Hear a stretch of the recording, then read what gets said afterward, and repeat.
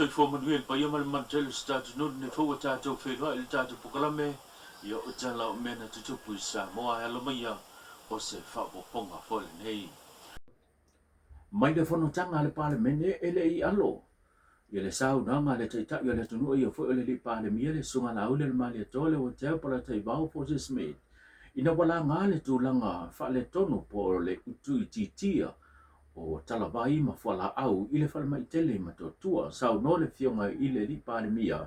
o le wha le tonu e pe ona iai o le lema whaile o na tutongi ina mai le amatanga i le whainga malo taluai o nisio ai tā lafu le tu sama le se fulu 2 miliona le arawa lema whai o na tu ina mai ai le sapalai o whala au ma talawai mo le whala talawai pasau i li linga ni tala. Ona o le totu ngā sioki o tātou waila au e le alol malo sao. O le maila vaia o lo tau whai whaatūlanga le tātou system fau. Le u tātou muni mawina se furu 2 miliona le eita lafu. Oka, ona lea ere o le tupe. O le a process mo le procurement. O le oka i waila au.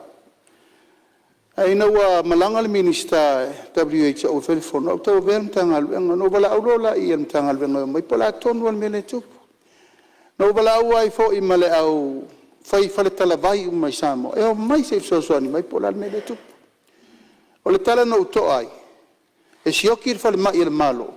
ai le o sioki chemistry lele tunu o inana no to mali ai nei te wo fa pe sioki malo to sioki tu ai fole tala vai lai va ala la tau mau na ala na mafua o na sioki mele malo o le tongi o pit. That's the main function o le tupu ai nei le mai suppliers o vai la ia pe no vai atu tate musu e fai le tala le o tuwa o le fato ai va masino al fai nga malo o mal minister. Inisio tatu tala ua mahea ia le longa le whamasnonga o pili le nei loiloi nai le tāro sanga a le fionga te lupe pulum nuku on semo o le whaipulo le tumalo whale halili numero tasi le pia na tu ina tuaila na tāro sanga e to ilo ilo e whamasnonga tāro sanga to ilo lana tāro sanga e pia na afia ai o na ia tau whale whaawai e tu saima le whai unga le whamasnonga leo na tu ina mai e whaamao ni aile molianga tasi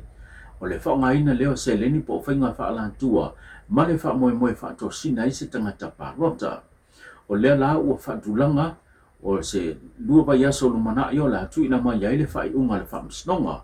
Ai mo le tasi vahenga le matau pulava le nei e pe o na iai la tu na mo lia i le contempt of court po le usta ia po la inga le whaamsnonga po mo li mau ia i le mawhai o na tu la i luma le whaamsnonga ina wa wala wina le nei matau po le ua whaatulanga le whai unga o le nei vai aso lo na asfarile o le atu ina mai ai se whasalanga a le whaamsnonga e tu sai ma le usta ia le po la inga le whaamsnonga o le tūlanga lao le tāru sanga e pia na mai e no ina mo le lua vai aso sa ilo ina ai e fionga i whaamsino na malanga mai atu no mamao o lea la atu ina mai se tali pe talia pe le talia le tāru sanga na fionga tōrupe e pe ona tu ina atu ino mo le whaamsinonga. Ua sau noa le fionga ale vena ale o le whaipule whaleata numero 4 e whaamanino i le tono le whanatanga le pā le mene le tūlanga o lo ta oto i ai ia le mata aupu le seleni a le tumalo sa whata numero 2 e pēon sila whiana la ngai i le whinangalo le whaipule whaleata numero 3 le tō whale la pule rimoni a iafi le tūlanga le ana mawhai o na tali manino ia le sunga le ngā matua ia ale vena ale le aise mea la ia la ngai fua le mata upu e peo na ile tupe le tumalo sa whata wama nino lamba o le ua whaata fua atu i tu stupe a tangata o le tumalo e peo na ia ile taimi nei ile mai ai o le ona le malamalama e le i tufaina o le wala umartala le tupe le i tufaina lava o le si mea o le tūlanga le na fia Sili to lewa ta ua le mele ya sium. Wa le no ta ua. O le mta upuna e silingi ai le ai o se tala o tupe lei il tupe la safata. E lo sili o la me ka o mai ai i tana ele se va nga tupe e ono fa matu atu kwa fa ile la wa ai tupe. Ma lo se le fie bal fa fo mai le tu malo. o loa mai a malava o te le mai loa iai i le tele o whamtalanga i lunga o penga te whailangi e meise le angiangi mai ma le tele e fual ngasu ki ngā maka ki ngā karinga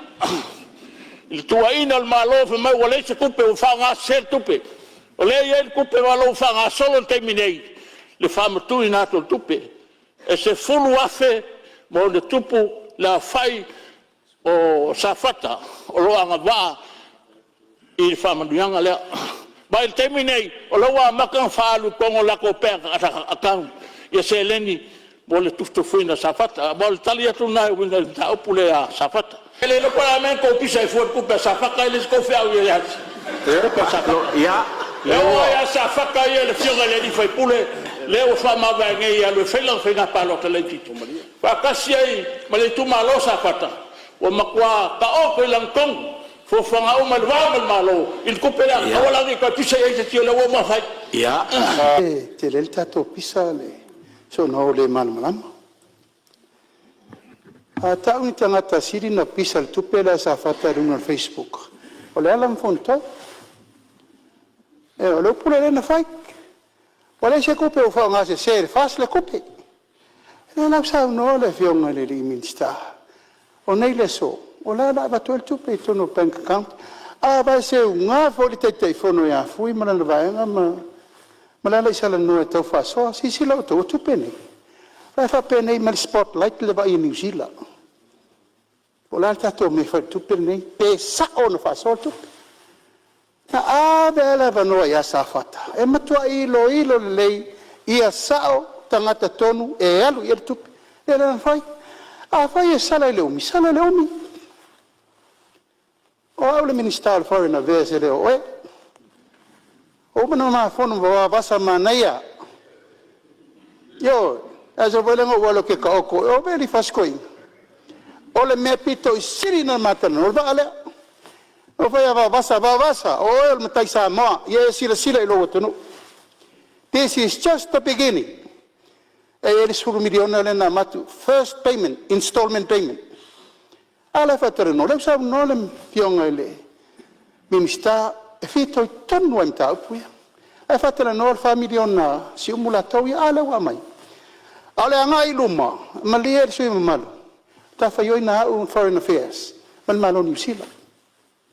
la failas la inga ma fufuanga o la me faile vale e to ebese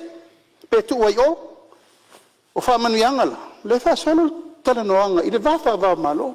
ale wa sa no nei to paulo tupe io na fento tala no mal malo New Zealand mena tu portato vesi le fa fonga mai le tu o le upu e batu nele malo o sai mai sui fa ta tolo le tali malo o le upu na ya o le upu e batu ia te o minister of foreign affairs that's what goes ai lo fina mai o to le tu pe to mo wa ele o to malo si menna e tolu se furumo rianga fa popo le tua leo e fa sanga lea i le li o James Antua ma Fred Papari o ila ua ia o lo tua ia i le whaia leo o whainga wha alantua e whaonga ina i tupe ele lea e peo na peso o tai lea i le tulanga e peo na tau fia ai ia nisi o talavaupo nisi o tau lea Samoa i tu tonu o le malo Vietnam o le vaiaso le nei o le hena toi e wala wina i le nei mata upu i le ngā tonu o le nei vaiaso i lumo le whaamisnonga na tula ia ila ua ma fa leo ina ia le leo lo io lo tula i mo le tua leo mo lianga fa opopo le tua leo ma o leo fa tula nga ia le fa misnonga le vai so fo o le ato fonga ina ile nei mata upu lunga o le fa misnonga ma o lunga e fa se e tuai ia le mata upu e pe ona tua ina ai le fa nga ina o tupe ele lea po tupe pala e fa tino ai ni so solinga tula fono pe ona tua ia ai ai mo le tamaita i o Nikita Charles Leolo o to tolu ila to lo molia leo ia fa ilom fa manino i luma fa msnonga o lo ia te ia se mana o ngai mafo mai ono le tulanga le maitanga se tulo o lo ia te ia ma o fa ilo fo ia fa msnonga ia le tali atu le i le tamaita Nikita ida ia tu ina atu e ta wala tu ilana lo ia lana talo sanga inisio tau manga mole lumanai pe a fia tua Samoa ono o nisi o siaki ua whapena o na whaatulangina. O le masina o September, o le tausanga le nei, o le ua to e tolo po, ia ile so ina o mau o le nei mta upo, e mafua nisi o molianga o lo o molia whaatase ilan tau, e ala ile whaio ngai ngoinga whaasoli tula fono,